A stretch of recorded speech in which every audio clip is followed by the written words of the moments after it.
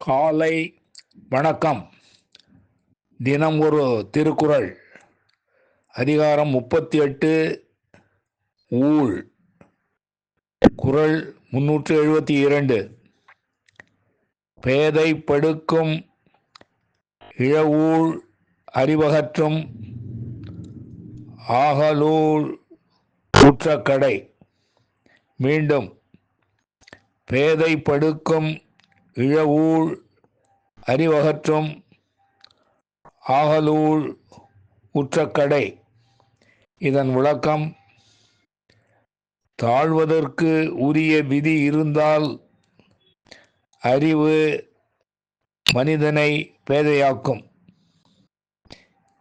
உயர்வதற்கு உரிய விதி இருந்தால் அறிவு விரிவு பெறும் என்பதை அறிந்து கொள்க. மீண்டும். தாழ்வதற்கு உரிய விதி இருந்தால் அறிவு மனிதனை பேதையாக்கும். உயர்வதற்கு உரிய விதி இருந்தால் அறிவு விரிவு பெறும் என்பதை அறிந்து கொள்க. நன்றி, வணக்கம் கூறி உங்களிடமிருந்து விடைபெறுவது தேரெழுந்தூர் கோசகன் என்கிற டிவி நாராயணன், சென்னை.